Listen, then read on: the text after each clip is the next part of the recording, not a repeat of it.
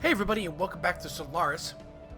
We're going to be looking at the Ether Drake, which is a one of the newer things in the Leviathan expansion pack that adds a bunch of story.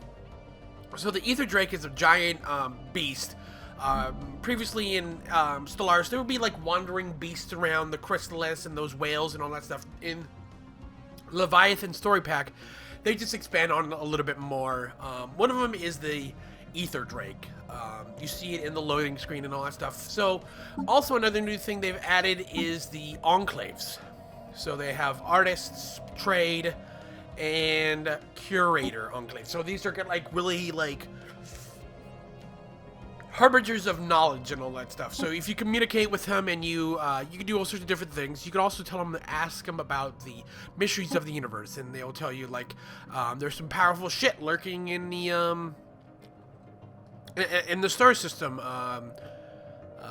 At great cost to both lives and resources, curator agents have painstakingly gathered knowledge that should make these beings easier to deal with next time you encounter them. So tell us about the Ether Drake. So it's an Ether Drake species is ill-suited to life in our universe. The last dragon is strong, but not invincible. What is it really? By all accounts, the Ether Drake predates all galactic civilizations. There once were multitudes, but their races have been wasting away for eons. They're all ill-suited to life here and now. Something about the physical laws of the universe does not agree with them. Like they evolve in another reality. They did, in fact, we believe that they are but the last dregs of a universe that ended before ours began. The sole survivors of some big crunch. The dragon, not far from here, is the last of its kind in the galaxy, perhaps the universe. So what does that mean here? We're going to get knowledgeable. So the Big Crunch is a theory that... So the theory of the Big Bang, it's pretty well known. A lot of scientists believe it. I mean, it's a theory. We can't go back in time, but we can see through like radio spectrograph that the universe is expanding. At some point, it would have been constrained to a single atom, and then what have caused all heat and matter in a universe to be created. That's what we think. We don't know. For all we know, it could have been, fucking a fart from God, or, somebody snapped their fingers, and hey, like I snapped my fingers and a universe was created right in my hand, and all that. So, I mean, we can get metaphysical with that, but that's the Big Bang. Now, there's also a theory that, hey, what happens when we keep on going? So, as light starts going out and starts, because we can't generate new energy. That's the law of thermodynamics. Heat has to be exchanged. So once all heat is used up, what happens after that? There is believed that once we hit a point, the universe starts rebounding and crunches in on itself, and then a new Big Bang happens. And again, this is a theory. So that is what this guy is saying. This extra dimensional, this being from another universe before our current universe, and so it's an Ether Drake. It shouldn't be alive. It's in a universe where 2 plus 2 equaled 4, or 2 plus 2 equals 3, and not 2 plus 2 equals 4 in our universe. There's a possibility that in infinite universes, 2 plus 2 could equal 3. It's what if that is a thing? Anyways, you talk to him, you encounter him. He's pretty mid to late game stuff because he's very powerful. He can also give us some aid into that. He gave me a 15% damage bonus to that. So I got a big, huge fleet of 291 ships with a fleet power of 37. So we should be pretty good with 43 corvettes, 24 destroyers, 18 cruisers, and 16 battleships. 2 of them are... I have 2 different carriers because they changed it up a little bit here. So I like to have a mothership, which is now which is this, which has a hangar, and then the another one which just has large batteries. So without further ado, let's get to the battlefield and engage.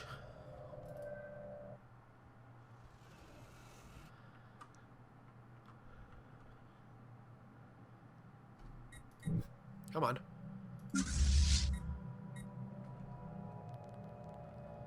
Oh, let's kick it up to fast. Here we go. Hostile fleet engaged. So instantly we get engaged by the Ether Drake.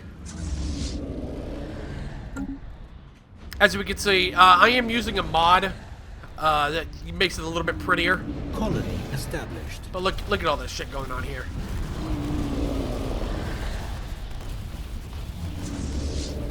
So we're just shredding through this guy. Oh man, I'm going really fast in this guy. A lot faster than last time. Holy shit. And then we are. The formidable Ether Dragon has been slain. The expeditional bravery of Admiral Razamu of Bronze and the first Cordal will now soon be forgotten. The planetoid the Beast Gardens so generously can now be safely exploited. Who knows what treasuries... So with that, we also get 300 influence and the ability to build the Dragon Slayer monument. So what that means is that we can... Let's pause it here. We can now build this, the Dragon Slayer monument, which means the planet will have 10% happiness. But that is not it. That's all what's it.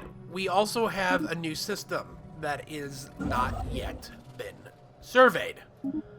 So we're gonna check this out. Construction complete. So this is called the Dragon's Roost.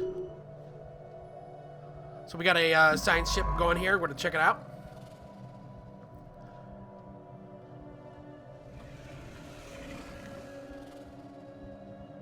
Come on, as he slowly moves through the hypertrails. There is other Situation log updated. Other anomalies throughout the area. So I think there's one down here too. Yeah.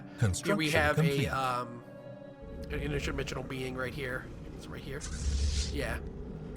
I haven't encountered that one yet. And here's another one, I think. Maybe.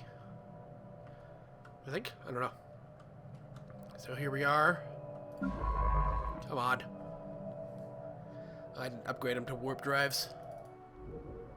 So we have a planet called Dragon's Horde.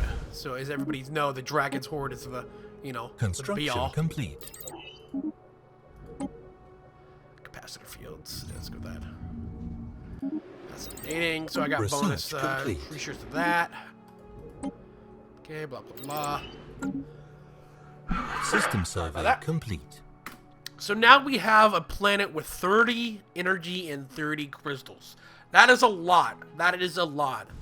And so it's this, let's see if there's any information. Spark World, okay. But yeah, it's pretty crazy. It's pretty crazy. Thanks for watching, guys. I hope you liked this video. If you like more of these Stellaris videos, I want to do some more. As always, guys, make sure to like, comment, subscribe, follow me on Twitter @Caboose97. I'll see you on the flip side.